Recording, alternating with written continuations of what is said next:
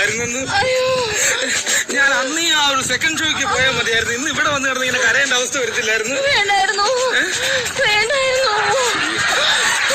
ഇത് 9 മാസത്തിന് മുമ്പ് ചിന്തിക്കണമായിരുന്നു.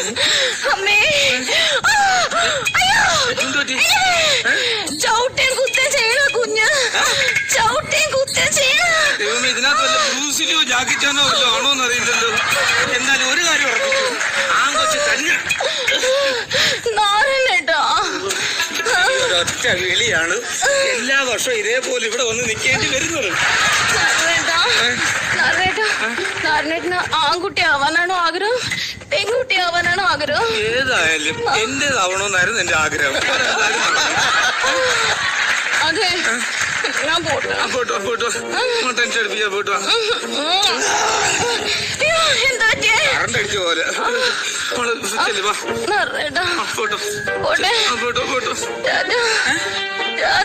നീ ദുബായിക്ക് പോവല്ലോ, പ്രസവിക്കാൻ പോവല്ലേ?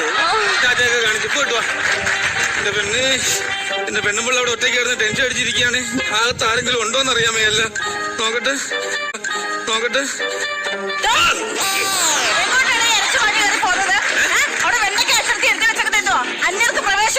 ഞാൻ അന്യറും അമ്പയും റിമൊന്നും അല്ല. ഇപ്പൊ അങ്ങോട്ട് കയറിപ്പോയ ആ പെണ്ണിന്റെ ഭർത്താവാണ് ഞാൻ. ആ ഭർത്താവ്. അതുകൊണ്ടൊക്കെ കയറി പോവാല്ലേ?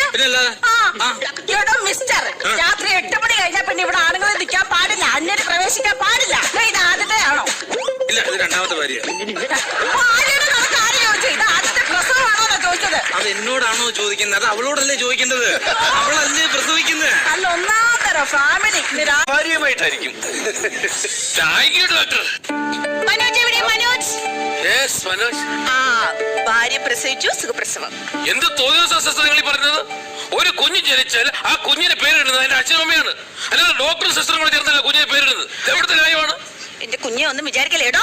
തന്റെ കൊച്ചിന് പേരിടണമെന്ന് ഞങ്ങൾ പറഞ്ഞോടോ, ഡോക്ടർ പറഞ്ഞോടോ? വെറുതെ അനാവശ്യം വിളിച്ച് പറഞ്ഞോണ്ടല്ലോ, കൊച്ചു മേടിച്ചു പോവല്ലോ.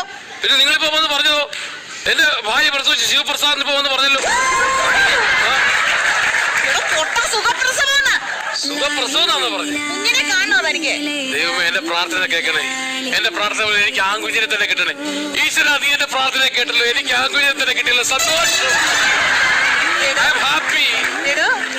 ഞാൻ വിചാരിച്ച പോലെ ആൺകുഞ്ഞല്ല, ഇതെന്റെ വിരലാ. വീട്